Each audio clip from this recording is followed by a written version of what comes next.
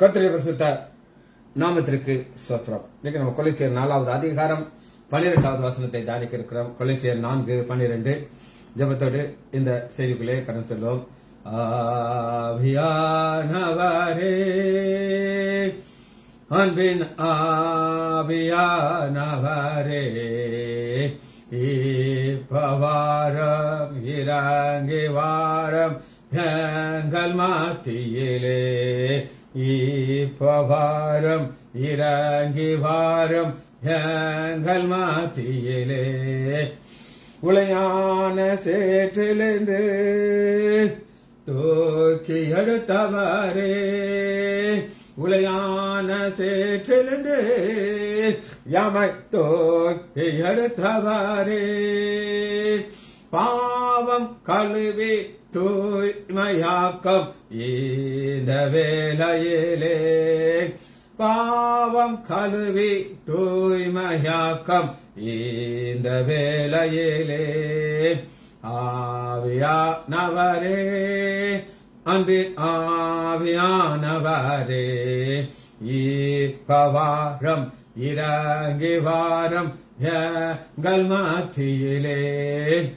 Fatma தீவினிலே பக்தனை தேற்றினீரே, Fatma தீவினிலே பக்தனை தேற்றினீரே, யான் நயம் தேற்றி ஆற்றவாரம் இந்த வேளையிலே, யான் நயம் தேற்றி ஆற்றவாரம் இந்த வேளையிலே, ஓபா ஓபா ரபரா ரிகரி ரிகரா ரே பரபரா ரே பரிகரா ரே வரகசகரா, சீனாய் மலையினிலே இறங்கி வந்தவரே, சீனாய் மலையினிலே இறங்கி வந்தவரே, ஆத்மதாகம் தீர்க்கவாரம் இந்த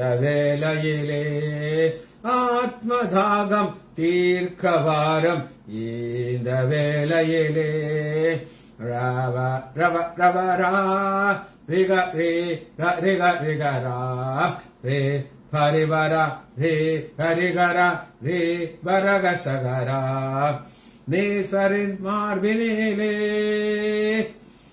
இனிதாய் சாய்ந்திடவே, யான் நேசரின் மார்பினிலே இனிதாய் சாய்ந்திடவே, ஏக்கமுற்றே விரும்பி வாழ்ந்தேன் வாந்தான் பாதத்திலே, ஏக்கமுற்றே விரும்பி வாழ்ந்தேன் வாந்தான் பாதத்திலே. இயேசுவே நாமத்தினாலே ஜெபங்கள் பிதாவே, ஆமென். கர்த்தருடைய பரிசுத்த நாமத்திற்கு ஸ்தோத்திரம். Kavitha sister praise Lord, Leela praise Lord, Maria sister praise Lord, Arokiyaraj brother, Janaki Ammal, Selvi teacher, Rajesh Daniel Rajesh praise Lord, Balasundari praise Lord. கர்த்தர் நல்லவர். செய்திக்குள்ள போமா.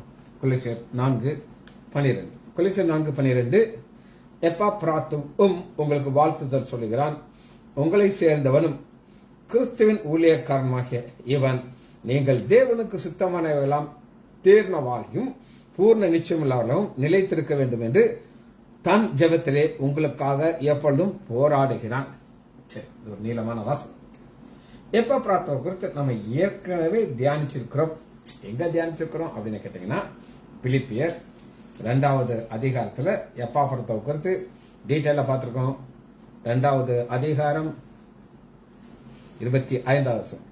பிலிப்பியர் 2:25 மேலும் என் சகோதரனும் உடன் வேலையாளும் உடன் சேவகனும் உங்கள் ஸ்தானாதிபதியும் என் குறைச்சலுக்கு உதவி செய்ததுமான எப்பாப்ராத்துவை உங்களிடத்தில் அனுப்ப வேண்டும் என்றிருக்கிறேன். சரி, முதல்ல பிலிப்பியர்ல நம்ம எப்படி அந்த எப்பாப்ராத்துவை பார்க்கிறோம் அப்படின்னு பார்த்துக்கிட்டு இந்த செய்திக்குள்ள போகிறோம். எப்பாப்ராத்துவை குறித்து நாங்க பார்க்கும்போது இவர் இப்ப எப்பவுமே பைபிள்ல அடையாளம் அப்படின்னு சொல்லி காரியங்கள், டைப்பாலஜி. சபைக்குள்ள எல்லாரும் ஆண்டவருடைய பிள்ளைகள். ஆனா எல்லாருக்கும் ஆண்டவர் கிருபையை கொடுக்கிறாருன்னா எங்க பாஸ்டர் ஜோ டேனியல் அவர் செய்தி சொன்னார்னா நாங்கள் எல்லாரையும் மெஸ்மரைஸ் பண்ணி கேட்டுக்கிட்டு இருக்கோம். நான் ஒரு வார்த்தை விடாமல் எழுதுவேன். ஏதாவது சந்தேகம் அதை கேட்டுக்கிட்டேன், பாஸ்டர் இது சரிதானா அப்படின்னு கேட்டுக்கிட்டேன். என்னை நான் வச்சு டீச் பண்ணணும். அதை பல இடங்களை நான் அதை யூஸ் பண்ணிடுவேன்.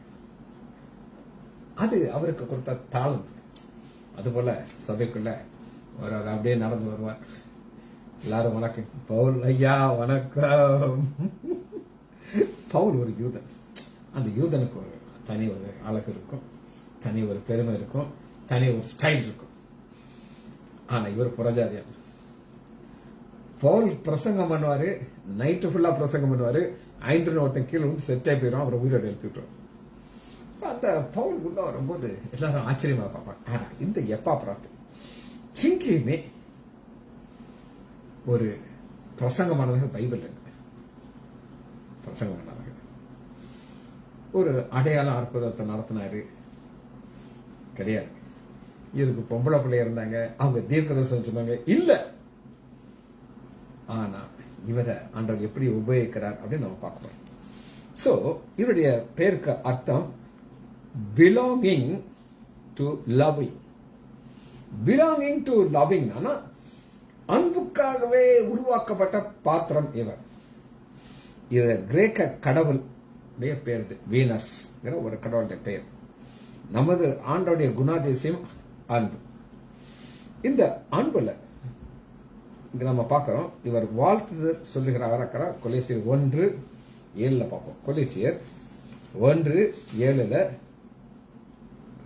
அதை உங்களுக்கு பிரியமான உடன் வேலைக்காரனும் உங்களுக்கு கிறிஸ்துவனுடைய உண்மையான ஊழியக்காரனமா இருக்கிற எப்பாப்ராத்திலே நீங்கள் கற்றிருந்தீர்கள். எப்பாப்ராத்து அவங்களுக்கு புதுசு கிடையாது. ஆனா ஒரு பெரிய ஒரு ஊழியக்காரர், நிறைய தாழ்ந்துகள் உள்ளவர் கிடையாது. ஆனா பவுல் எப்படி இவரை காட்டுறார் அப்படின்னு கேட்டீங்கன்னா, இவருடைய வாழ்க்கை நமக்கு ஒரு சாட்சியாக இருக்கு. காரணம் அத்தனை டைட்டில் பவுல் கொடுக்கிறார். பவுல்ட்டெல்லாம் ஒரு டைட்டில் வாங்குறதுல லேசான கதையும் கிடையாது. சரி, இந்த 5 டைட்டில்களை இங்க நம்ம பார்க்கிறோம். பிலிப்பியர் அந்த டைட்டில பார்த்துக்கிட்டு அதுக்கப்புறம் நம்ம இங்க பார்க்கிறோம். பிலிப்பியர் 2வது அதிகாரம் 25 என் சகோதரனும். பவுல் எப்பாப்ராத்துவ நான் உங்களுக்கு சொன்னேன், இவர் இந்த தீமோத்தேயு ஒரு கலப்பு. என்ன கலப்பு அப்படின்னு கேட்டீங்கன்னா, அம்மா அப்பா இவங்க சமாரியர்கள். தீமோத்தேயுடைய தாய் யூதப்பெண், அப்பா ரோமன். ஆனா இவர் நம்ம பார்க்கிறோம் பிலிப்பியர் 4வது அதிகாரம் 18வது வசனத்துல 4:18 எல்லாம் எனக்கு கிடைத்தது, பரிபூரணம் உண்டாயிருந்தது, உங்களாலே அனுப்பப்பட்டவளை சுகந்த வாசனையாக தேவனுக்கு பிரியமான உகந்த பலியாக எப்பாப்ராத்துடைய கையிலே பெற்றுக்கொண்டு நான் திருப்தி அடைந்தது. இது எப்பாப்ராத்து ஊழியம், பல வகையான ஊழியர். இவர் ஜெபிக்கிற மனிதன் நான் உங்களுக்கு சொன்னேன், பாயிண்ட் வச்சு ஜெபம் பண்ணுவார். ஆனா காணிக்கைய வாங்கி எங்கள்கிட்ட கொடுக்கிறார். இந்த காணிக்கைங்கிறது ஒரு பெரிய காம்ப்ளிகேட்டடான ஒரு காரியம். அநேக நேரம் பண ஆசை தீங்குக்கு ஒரு பிரச்சனையா முடிஞ்சிடும். அது உருவ குத்துறதுன்னு சொல்லி பைபிள் இருக்கு. ஆனா இவர் கை சுத்தமானவர், வாங்குறாரு, அப்படி கொண்டு போய் பாட்டு கொடுத்துறாரு. ஒரு காசை தொட்டிருந்தார்னா இத்தனை டைட்டிலையும் தோர்த்தி போட்டுப்பாரு. சரி, ஃபர்ஸ்ட் இவர் ஒரு உடன் ஊழியக்காரர், என் சகோதரன். இந்த சகோதரன்கிறது என்ன அப்படின்னு கேட்டீங்கன்னா, 2 வகையில இதை நம்ம பார்க்கறாங்க. ஒன்னு, ஆண்டவராகிய இயேசு கிறிஸ்து பிதா. அந்த சகோதரருடைய ரிலேஷன்ஷிப் எப்படி இது சொல்றது நம்முடைய ஆண்டவராகிய இயேசு கிறிஸ்து தான் இது நமக்கு சொல்றார். எப்படி சொல்லுகிறார் அப்படின்னு கேட்டீங்கன்னா, யோவான் உயிர் தெரிந்த இயேசு 20வது அதிகாரம் 17வது வசனத்துல, இதோ இயேசு அவளை நோக்கி, என்னை தொடாதே, நான் இன்னும் என் பிதாவிடத்தில் ஏறி போய் நீ என் சகோதரத்திற்கு போய் நான் என் பிதாவிடத்திற்கும் உங்கள் பிதாவிடத்திற்கும் என் தேவனத்திற்கு உங்களுக்கு. அப்ப ஒரு தகப்பன்கிற என் பிதா இப்ப உங்க பிதா. யாருக்கு தான் உங்க பிதா. அதனால நம்மள என்ன ஆயிட்டோம், சகோதரன் ஆயிட்டோம். அப்படித்தான் எப்பாப்ராத்தோ சகோதரன் அப்படின்னு சொல்லி அழைக்கிறார். முதல் சகோதரன். ரெண்டாவது உடன் வேலைக்காரன், உடன் செய்வர்கள். உடன்ங்கிறது என்ன அப்படின்னு கேட்டீங்கன்னா, ரெண்டு ஆவியும் கரெக்டா போகும். இப்ப நான் சொன்னேன், ராஜேஷ் வந்து அதை ஒத்துக்கிறார். ஆமா, பாஸ்டர், சூப்பர் பாஸ்டர். அது முகஸ்துதிக்காக நான் சொல்ல மாட்டேன். ஒரு அன்பு, பயம் அப்படின்னு ஒரு கான்செப்ட் எனக்கு சொல்லிக் கொடுத்தாருன்னா இங்க வந்துடும். உங்களுக்காக நான் சொல்லிக் கொடுப்பேன். பல இடத்துல அதை நான் யூஸ் பண்ணுவேன். இன்னைக்கு சாயங்காலம் அதை யூஸ் பண்ண போகிறேன். ஏன்னா இது வந்து ஒரு சந்தோஷம் கொடுக்குது எனக்கு. இது உடன். எங்க ஆலயத்தில் ஒரு எலெக்ஷன் முடிஞ்சிருச்சு. ஒருத்தர் இருக்கார், பேர் சொல்ல மாட்டேன். அவர் எப்பவுமே எங்களை பார்க்க ஆஸ்திரிக்கார். ரிட்டையர்ட் ஆயிட்டார், சும்மா வேலையெல்லாம் இருக்கார், வெற்றி மனுஷன். உங்க பாஸ்டர் அப்படிதான் அனுப்புறாரு. உங்க பாஸ்டர் என்ன தப்பு பண்ணாலும் உங்களுக்கு தெரியாது, அது உங்க கண்ண முடியும். ஆனா அது எங்க கண்ணுக்கு நல்லா தெரியும் அப்படின்னு சொல்லிட்டு ஒரு 4-5 குத்தத்தை சொல்லுவாரு. ஜாலியா கேட்டுக்கிட்டு இங்கே வச்சுட்டு இங்கே தூக்கி போட்டுருவேன். அதை மைண்டுக்குள்ளே கொண்டு வர மாட்டேன். நான் எனக்கு இந்த பாலிடிக்ஸ் எல்லாம் எனக்கு தேவையில்லை. எனக்கு பாஸ்டர் செய்தி கொடுக்குறேன், எங்களுக்காக ஜெபம் பண்ணிக்கிறோம், எங்களை நேசிக்கிறார், அதோட அவ்வளவுதான். நமக்கு அதுக்கு வர சம்மந்தம் கிடையாது. குறை சொல்றதுக்கே ஒரு கூட்டத்தா இருக்கிறாங்க, அவங்க இந்த வார்த்தையை சொல்ல முடியாது. உடன் வேலைக்காரன், உடன் சேர்ந்து. அடுத்து உடன் ஸ்தேனாதிபதி. ஸ்தேனாதிபதிங்கிறதுக்கு பழைய ஏற்பாட்டில் இருந்த ஒரு செய்தியை நான் உங்களுக்கு சொன்னேன். தாவீதுடைய சேனாதிபதினு சொல்லி எத்தனை பேர் மண்டைக்குள்ள வச்சிருக்கீங்கன்னு எனக்கு தெரியாது. தேவை இருந்தா தேடி பாருங்க. தாவீது உடைய ஆட்களை அவளுடைய மனைவி பின்னாடியே போறா, சேனாதிபதி பின்னாடி போறான். அதே சேனாதிபதி இங்க இருக்க. புரிஞ்சுக்கிடுச்சுன்னா சந்தோஷம், புரியலன்னா உங்களுக்கு அவ்வளவுதான் ஆசீர்வாதம். அதுக்கு வேணா சொல்லி தர முடியாது. ரைட், பாருங்க. இந்த என்ன சொல்லுகிறான்னா, உங்கள் சேனாதி என் குறைச்சலுக்கு உதவி செய்தமா ஏப்பாப்பாது. குறைச்சல், இந்த குறைச்சலுக்கு யாரால உதவி செய்ய முடியும் அப்படின்னு கேட்டீங்கன்னா அன்பு இருந்தா தான் என்ற ஒரு காரியம் இருக்கு. இது யாருக்காவது கொடுக்கலாமா? யார் மேல எனக்கு அன்பு இருக்கோ அதை நான் கொடுப்பேன். இப்ப எப்ப பார்த்துக்கிட்டே இருக்காரு. பவுலுக்கு ஒரு சின்ன குறை இருக்கா, நான் போய் என்ன செய்வேன், அது செய்வேன். அதுக்கு காரணம் என்னன்னா, உடன் ஊழியக்காரன், உடன் சேவகன். உடன் சேவகன்னா சர்வன்ட் ஆஃப் காட், தேவனுக்கு ஊழியம் செய்கிறார்கள். இப்ப நம்ம ஊழியக்காரங்கள ஆண்டவருடைய ஊழியக்காரன் தான் பார்க்கணும். நம்ம வாயை திறந்து தயவு செய்து குறை சொல்லிடாரு. சொன்னீங்கன்னா ஆண்டவர் பிடிக்காது. அவங்கள ஆண்டவர் தெரிந்து கொண்டார், இந்த ஊழியத்தை கொடுத்திருக்கிறார், இந்த வாழ்க்கையில கொண்டு போகிறார். இது அவருடைய வேள்கை. இந்த அன்பு இணைந்து போனா தான் ஆசீர்வாதம் கிடைக்கும்.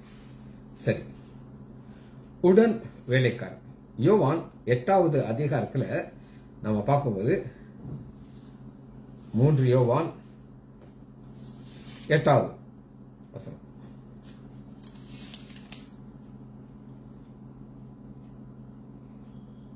ஆகையால் நாம் சத்தியத்திற்கு உடன் வேலைக்காரர்களாக இருக்கும்படி அப்படிப்பட்டவர்களே சேர்த்துக்கொள்ள கடமை. சத்தியத்திற்கு உடன் வேலைக்காரன், சத்தியத்திற்கு உடன் வேலைக்காரன். திரும்பவும் நான் உங்களுக்கு நேற்று சொன்ன செய்தியை எத்தனை பேர் கேட்டீங்கன்னு எனக்கு தெரியாது. என் கூட ராஜேஷ் இருந்தாரு, ஆரோக்கிய ராஜ் இருந்தாரு, மரியாதை இருந்தார். எனக்கு பயங்கர சந்தோஷம். இன்னைக்கு அது எவ்வளவு எனக்கு சந்தோஷம்னா, என் மனைவியை நானும் உட்காந்து பைபிள தியானிச்சுக்கிட்டு பேசிட்டு இருக்கோம், காஃபி குடிச்சிட்டு. அப்ப நான் சொன்னேன், ஏமா ஒரு சிலர் பண்ற சேட்டையெல்லாம் பார்த்தா எனக்கு ரொம்ப சந்தோஷமா இருக்கு, கிறுக்கா பிடிக்குது வச்சு. ஃபேஸ்புக்கில் ஒரு அம்மா, ஒரு 55 வயசு இருக்கும்னு வச்சுக்கோங்க, இப்படி வணக்கத்தை வச்சுக்கிட்டு ஒன்று போட்டிருக்கு. ஆட்டுடைய பெரிதான கிருபையினாலே வேதத்தை அட்டை டு அட்டை ஒரு வாரத்தில் நான் வாசித்து முடித்தேன், அதற்காக ஆண்டவருக்கு சோஸ்திரம். அட்டை டு அட்டை ஒரு வாரத்தில் வாசி முடிச்சுட்டு அதுக்கு ஒரு வணக்கமும் போட்டுக்கிடுச்சு. நான் சொன்னேன், ஏமா இப்படி வாசிக்கும் போது என்னமா கிடைக்கும், கட்ட கட்ட கட்ட கட்ட கட்ட கட்ட கட்ட அதை வாசிட்டேன். நான் ஃபேஸ்புக்கில் போடுறேன். அதான் நான் சொன்னேன், அஜய் நீ டைம் இருந்தால் நான் உனக்கு ஒரு சத்தியத்தை சொல்றேன் கேட்டுக்கோ. நேற்று சங்கீதம் 85ல் 2 காரியத்தை நான் உங்களுக்கு சொன்னேன். கிருபை வானத்திலிருந்து வரணும், சத்தியம் பூமியிலிருந்து முளைக்கணும், அது ஒன்றை ஒன்று முத்த செய்யணும். இதுதான் கான்செப்ட். இதை வாசிக்க எவ்வளோ நேரம்? ஒரு செகண்ட் தான். ஆனால் அதில் ஆழமான சத்தியத்தை ஆண்டவர் எங்களுக்கு கொடுத்தார். வானத்திலிருந்து என்ன வரணும்? கிருபை வரணும். ஆண்டவர் கிருபையும் சத்தியம் நிறைந்தவரை நமக்குள்ளே வாசம் பண்ணுகிறார். யோவான் 1வது அதிகாரம் 14வது வசனம். வெளிப்படுத்துதல் 1வது அதிகாரம் 6வது வசனத்தில் என்ன இருக்கு அப்படின்னு கேட்டீங்கன்னா, அவர் மேகங்களோடு வருகிறார். அந்த மேகங்களோடு வருகிறான்னா அந்த கிருபை வானத்திலிருந்து வருகிறது. யாத்திராகமம் 34வது அதிகாரத்துல ஆண்டவர் தன்னை நான் கர்த்தர், நான் கர்த்தர், நான் கிருபை நிறைந்தவர். அடுத்த வசனம் நான் உங்களை மன்னிக்கிறவர், மன்னிக்கிறேன் அப்படிங்கிறாரு. அந்த கிருபை தான் இந்த வானத்திலிருந்து பிதாவாகிய தேவனாக, அங்கே பார்த்தீங்கன்னா அந்த வசந்த சங்கீதம் யாத்திராகமம் 34வது அதிகாரத்துல மேகங்களோடு வருகிறார். என்ன அருமையா இருக்குது! இதெல்லாம் வானத்திலிருந்து வருகிற காரியம். அப்புறம் பூமியிலிருந்து சத்தியம் முளைக்கணும், ஒன்றே ஒன்று முத்தம் செய்யணும். பிலாத்து முன்னாடி நிக்கிறார் ஆண்டவர் ஆகிய இயேசு கிறிஸ்து. பிலாத்து கேட்கிறாரு, நீ ராஜாவா? ஆமா ராஜா தான் அப்படிங்கிறாரு. ஆனா இந்த தேசத்துக்குரிய ராஜா கிடையாது, சத்தியத்தை குறித்து சாட்சி சொல்ல வந்தவன் நான் அப்படிங்கிறாரு. சத்தியத்தை குறித்து சாட்சி சொல்ல இந்த பூமியில இருந்து தான், அந்த பூமியில இருந்து சத்தியம் சொல்லணும். உடனே முத்த செய்து நான் சொன்னேன், உனக்கு டைம் இருந்தா வீடியோ போட்டாச்சு இல்லையா? நேத்தே போட்டாச்சு, புரியுதா? அப்ப கேட்டுக்கோங்க, 2 முத்தம் செய்யுது. நான் சொன்னேன், உனக்கு நேரம் இருந்தா நான் போட்ட செய்தியை கேளுன்னு சொன்னேன். கேட்கறேன்னு சொன்னா கேட்பாதான் எனக்கு தெரியாது. இதுக்காக இது நான் உங்களுக்கு சொல்றேன் அப்படின்னு கேட்டீங்கன்னா, நமக்கு ஆண்டவர் கிருபைகளை கொடுக்கிறார், சத்திய வசனத்தை கொடுக்கிறார். அதை நம்ம யூஸ் பண்ணிக்கணும். சரி, இப்ப நான் உங்களுக்கு இங்க வருகிறோம். கொலோசியர் 4வது அதிகாரம் 12வது வசனம். எப்பாப்ராத்தும் உங்களுக்காக வாழ்த்துதல் சொல்லுகிறார், உங்களை சேர்ந்தவனும். இவர் ஒரு புறஜாதியார், அதனாலதான் இந்த சபைகள் என்பது உங்களை சேர்ந்தவன் சொல்லி ஃபர்ஸ்ட் சொல்லுகிறார். அப்ப இவர் உங்களை சேர்ந்தவர் என்ன செய்யறாரு அப்படின்னு கேட்டீங்கன்னா, கிறிஸ்துவின் ஊழியக்காரனுமாகிய இவன். கிறிஸ்துவின் ஊழியக்காரனுக்கு என்ன இருக்கும், என்ன ஆசீர்வாதம் இருக்கும் அப்படின்னு கேட்டீங்கன்னா, வாசிக்குமா? எபேசியர் 3வது அதிகாரம் 3வது வசனம். இது கிறிஸ்துடைய ஊழியக்காரனுக்கு கிடைக்கிற ஒரு விசேஷமான ஆசீர்வாதம். 3:3. அது என்னவெனில், புறஜாதியார் சுவிசேஷத்தினாலே உடன் சுதந்திரருமாய் ஒரே சரீரத்துக்குள்ளாய் கிறிஸ்துவுக்குள் பண்ணின உடன் பங்காளிகளாக இருக்கிறார் என்று இந்த ரகசியத்தை அவர் எனக்கு வெளிப்படுத்தி இருக்கிறார். வெளிப்படுத்திட்டு எப்பாபுரத்துக்கு சொல்லியிருப்பார். எப்பாபுரத்துக்கு ஒரே சந்தோஷம். ஐயா, இந்த சுவிசேஷத்தை நான் ஏற்றுக்கொண்டேன் ஐயா, புறஜாதியா நான் இருந்தேன், இப்ப இந்த ரகசியம் எனக்கு புரிஞ்சுக்கிடுச்சு, நானும் யூதரும் ஒண்ணுதான், இந்த சந்தேகம் இல்லை, 2 பேரும் ஈக்குவலா மாறிட்டோங்கிற ஒரு சத்தியத்தை அவருக்கு கிடைச்சி அவர் மற்றவங்களுக்கு டீச் பண்ணிட்டார். மாத்திரமில்ல, இந்த ரோமர் 11வது அதிகாரத்துல 25வது வசனம், ரோமர் 11:25, உடன் வேலைக்காரனுடைய வேலை என்ன அப்படின்னு கேட்டீங்கன்னா 25. மேலும் சகோதரரே, நீங்கள் உங்களை புத்திமான் என்று எண்ணாதபடிக்கு ஒரு ரகசியத்தை உங்களுக்கு அறிவிக்கும். அதனால் புறஜாதியுடைய நிறைவு உண்டாகும் வரை. புறஜாதியுடைய நினைவு, நான் ரட்சிக்கப்பட்டேன், ஒரு நபர் கூடியிருச்சு, வரப்போகிறார் இயேசு கிறிஸ்து அப்படின்னு சொல்லி. 22. ஆகையால் தேவனுடைய தயவையும் கண்டிப்பையும் பார். ஒரு எச்சரிப்பையும் சேர்த்து பவுல் கொடுக்கிறார். கவர்ன் ஊழிய கரெக்ட ரகசியத்தை கற்றுக்கிட்டேன், இப்போ உனக்கு பெருமை வந்துடக்கூடாது. விழுந்தவர்களிடத்திலே கண்டிப்பையும், இந்த விழுந்தவர்கள் யூதர்கள், இஸ்ரேல் மக்கள், உன்னிடத்திலே தயவையும் காண்பித்தார். எப்பா பத்த நினைப்பார், ஆமாய்யா நீங்க சொல்றது ரைட்டு, என்கிட்ட ஆண்டவர் தயவை காட்டினார், அதனால நான் ஊழியக்காரனா இருக்கேன் அப்படின்னு சொல்லி எப்பா பத்திரோடைய இந்த முதல் குறிப்பு. உடன் சேர்ந்தவன் ஒரு புறஜாதியான், நம்பர் 1. நம்பர் 2, கிறிஸ்துவனுடைய ஊழியக்காரன். இதுக்கு ஒரு கிரேக்க வார்த்தை டப்லோஸ், DOULAS, டப்லோஸ். டப்லோஸ்னா பாண்ட் சர்வன்ட், ஒரு அடிமைக்கு தான் இந்த டப்லோஸ் அப்படின்னு. நாம் ஆண்டவராக இயேசு கிறிஸ்துவின் ஊழியக்காரருக்கு கரெக்ட் வேர்ட் அடிமை. அடிமைங்கிறது என்ன அர்த்தம்னா அவருக்கு சுயாதீனமே கிடையாது, நோ ரைட்ஸ். சரி, இந்த அடிமைக்கு என்ன ஆசீர்வாதம் கிடைக்கும் அப்படின்னு கேட்டீங்கன்னா, யோவான் 12வது அதிகாரம் 26வது வசனத்துல, ஒருவன் எனக்கு ஊழியம் செய்தால் பிதானவனர் கனப்படுத்துவார், அந்த கனத்தை பெற்று வாழ்த்துவர் சொல்லுகிறார். ஆமையா, எனக்கு கனத்தை கொடுத்தவர் பிதாவாகிய தேவன், அது எனக்கு இஞ்ச அளவு கூட எனக்கு சந்தேகம் கிடையாது. மாத்திரமில்லை, இந்த ஊழியக்காரருக்கு ஆண்டவர் என்ன ஒரு விசேஷமான ஒரு ஆசீர்வாதத்தை கொடுப்பார் அப்படின்னு கேட்டீங்கன்னா, அது ஒரு ஸ்பெஷல் கிரேஸ் அப்படின்னு நான் சொல்லுவேன். அது என்னன்னு பார்ப்போமா? ஏசாயா எடுத்துக்கொள்ளுங்க, 65:14.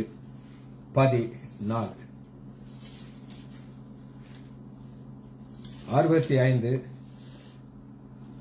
டப்லோஸ்ங்கிற சொல்ற ஒரு அடிமைக்கு என்ன விசேஷமான ஆசீர்வாதம் கிடைக்கணும்? இதோ என் ஊழியக்காரர் மன மகிழ்ச்சியினாலே கம்பீரிப்பார். நீங்க கம்பீரிக்கணும்.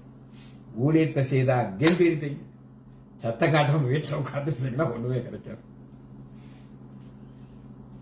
15 நான் தெரிந்து கொண்டவர்களுக்கு நான் உங்கள் நாமத்தை சாப வார்த்தையாக பின்வைத்துக் கொள்ளும். கர்த்தராகிய ஆண்டவர் உன்னை கொன்று போட்டு தம்முடைய ஊழியக்காரர் வேறே நாமத்தை தரிப்பார்.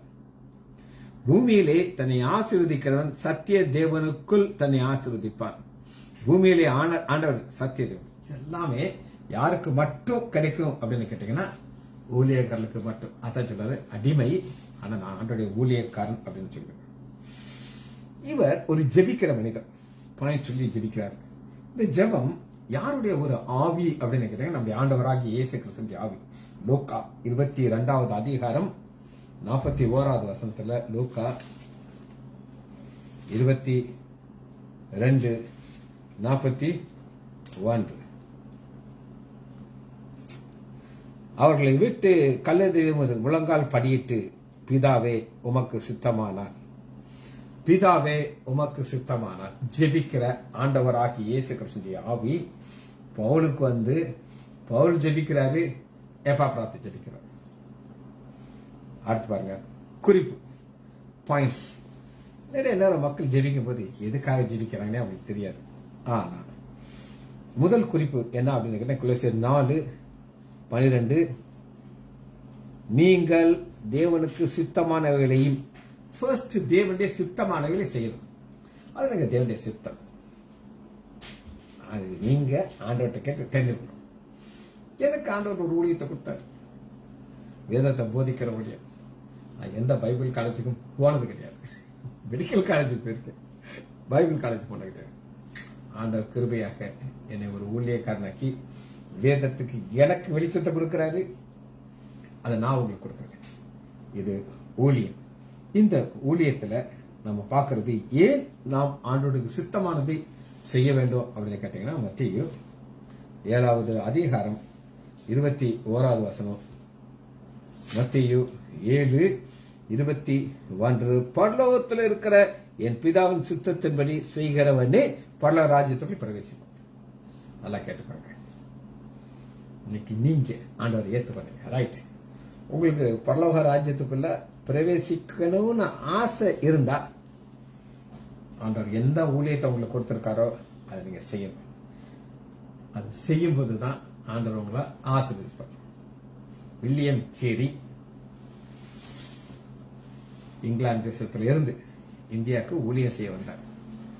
இவரு 1 வருஷம், 1.5 வருஷம், 2 வருஷம் ஊழியம் செய்யறாரு, ஒரு ஆத்மா கூட கிடைக்கல. சோகமாயிட்டார்.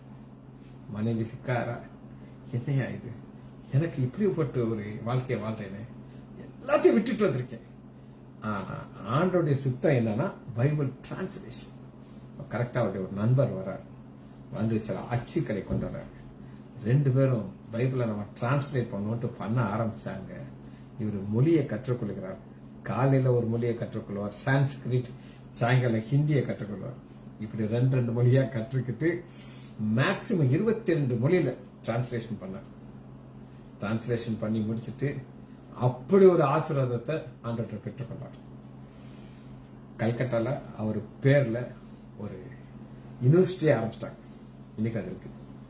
அந்த யூனிவர்சிட்டி ஆரம்பிக்கிற இடத்துல ஒரு ஆளு இதால நம்ம வில்லியம் கேரிய கிண்டல் அடிக்கணுங்கிறக்காண்டி சொல்றாராம், நீ இங்கிலாந்து தேசத்துல செருப்பு ஃபேக்டரி தானே வச்சிருந்த, செருப்பு ஃபேக்டரி தான் வச்சிருந்த அப்படின்னு கேட்கிறாரு. இவரு உடனே கையெழுத்து, ஐயா அது ரொம்ப பெரிய வச்சுக்குது, நான் சாதாரண ஒரு செருப்பு தைக்கிறவங்க, ரோட்டு ஓரமா உட்கார்ந்துக்கிட்டு செருப்பு பிஞ்சு போன செருப்பை தச்சிருக்கேன், நீங்க ரொம்ப பெருசாக நினைச்சு ஃபேக்டரிலாம் வைக்கிறதுக்கு எங்கிட்டே காசு அப்படின்றாரு. எல்லாரும் ஆச்சரியப்பட்டாங்க. கிண்டல் அடிக்கிறான். ஆனால் தன்னை இன்னும் தாழ்த்துக்கிறான். இன்னைக்கு வில்லியம் கேரிய கிறிஸ்தவ சமுதாயம் மறக்கவே முடியாது. காரணம், அவர் ஊழியம் செய்தார், தேவனுடைய சித்தத்தின்படி செய்தார். ரைட், அடுத்து பாருங்க, இது தேவனுடைய சித்தத்தின்படி செய்ய வேண்டும். இரண்டாவது, தேறினவர்கள். வசந்த பாப்பா, தேறினவர்கள் என்னன்னு பார்ப்போம். கொலைச்சல் 2வது அதிகாரம் 4வது அதிகாரம் 12வது வசனம், நீங்கள் தேவனுக்கு சித்தமான தேறினவர்கள். ஸ்டார்டிங் குழந்தைகளாக பார்க்கிறோம். 1 கொரிந்தியர் 3வது அதிகாரம் 1 வசனத்துல பவுல் கொரிந்து சபையில் இருக்கிறவங்களை பார்த்து என்ன சொல்கிறார் அப்படின்னு கேட்டீங்கன்னா, நீங்க குழந்தைகள். 1 கொரிந்தியர் 3வது அதிகாரம் 7வது வசனம் 7:1, மேலும் சகோதரரே, நான் உங்களை ஆவிக்கிறவர் என்று எண்ணி உங்களிடத்தில் பேசக்கூடாமல் மாமிசத்துக்குள் என்று கிறிஸ்துவுக்குள் குழந்தைகள் என்று பேச. குழந்தைன்னா சண்டை போடும், எல்லாத்துக்கும் சண்டை போடுறது குழந்தைகள். ஆனா அந்த குழந்தைகள்ல இருந்து ஒரு குரோத்தை ஆண்டவர் எதிர்பார்க்கிறார். அந்த குழந்தைய எப்படி வளருது அப்படின்னு கேட்டீங்கன்னா, எபேசியர் 3வது அதிகாரம் 7வது குரோத் 3:7, தேவனுடைய பலத்த சத்துவத்தால் எனக்கு அளிக்கப்பட்ட வரமாகிய அவருடைய கிருபையினாலே. தேவனுடைய சத்துவத்தை நாம் பெற்றுக்கொள்ளணும். சத்துவங்கிறது பலன். ஜெபிச்சு சத்துவத்தை பெற்றுக்கொள்ளும் பொழுது அந்த குழந்தை என்ன ஆகுது அப்படின்னு கேட்டீங்கன்னா, 8வது வசனம் பாருங்க, 3:8,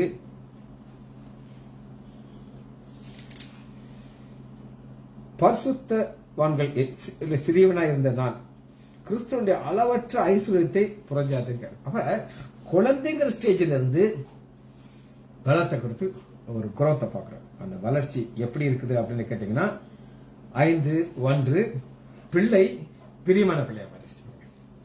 அதனால் நீங்கள் பிரியமான பிள்ளைகளை போல, பிள்ளை என்ன செய்யும், சண்டை போடும், ஆனா வளர்ந்து சண்டை போடும். இது ஒரு குரோத். இதுக்காக எப்ப பார்த்து ஜெபிக்கிறார். எங்க கொலோசி சபையில் இருக்கவங்களாம் குழந்தையா இருக்கக்கூடாது ஆண்டவரே, இவங்க வளரணும் ஆண்டவரே, வளர்ந்து தேவனுடைய சித்தத்தை செய்யணும், தேர்னாலும் பூரண நிச்சயம் உள்ளவர்களாக நிலைத்திருக்கும். பூரண நிச்சயம் உள்ளவர்களாக நிலைத்திருக்கணும் அப்படின்னு கேட்டீங்கன்னா 2 தீமோத்தேயு. இந்த பூரண நிச்சயத்தை பவுல் தன் வாழ்க்கையில தன் தலை போகுது, அந்த நேரமும் அவருக்கு தெரியும் பூரண நிச்சயம் இருந்துச்சு. 2 தீமோத்தேயு 4வது அதிகாரம் 8வது வசனம், இப்பொழுதே நான் தேகத்தை விட்டு பிரியும் காலம் வந்தது, நல்ல போராட்டத்தை போராடினேன், ஓட்டத்தை முடித்தேன், விசுவாசத்தை காட்டுகிறேன். ஒரு நிச்சயம், என் தலை போகுதா, பரலோகத்துல என் தலை மேல ஆண்டவர் கிரீடத்தை வைப்பார். கடைசியில நிலைத்திருக்கணும், ஆபாய்டு நிலைத்திருக்கணும் வருது. யோவான் 19வது அதிகாரத்துல ஆபாய்டு நிலைத்திருக்க வேண்டும். என்னிலே நிலைத்திருங்கள், நானும் உங்களிலே நிலைத்திருப்பேன். அப்பாய்டு என்ன அப்படின்னு கேட்டீங்கன்னா, நமக்கு ஒரு பிரச்சனை வரும். அந்த பிரச்சனை வரும்போது அது எவ்வளவு பெரிய பிரச்சனை வரும்னா, சாத்தா சொல்லுவான், நீ பைபிளை தூக்கி உனக்கு என்ன கிடைச்சிச்சு, வா அது அப்படி பின்மாற்றத்துக்கு. ஆனா ஆண்டவர் விட மாட்டேன், திரும்ப கொண்டு வந்துடுவார். அவன் இதுதான் எப்பா படத்துடைய ஜபம். ஜபிச்ச முடிப்பாமா, மகா இரக்கமும் கருவேமல்ல பிதாவே உண்மை துதிக்கிறேன் ஐயா. எப்பா படத்தை குறித்து அவர்களுக்கு எந்த ஒரு பெரிய ஒரு தகுதி இல்லையா, ஆனாலும் ஜெபிக்கிற ஒரு மனிதனாக இருந்து வேதத்தில் எங்களுக்கு ஒரு ரோல் மாடலா இருப்பதற்காக நன்றி ராஜா. பிள்ளைகள் ஒவ்வொருவரையும் ஆண்டவராகிய இயேசு கிறிஸ்துவின் நாமத்தினாலே ஆசீர்வதிக்கிறேன். இயேசுவின் நாமத்தினால் ஜெபங்களை பிதாவே. ஆமேன், ஆமேன், ஆமேன்.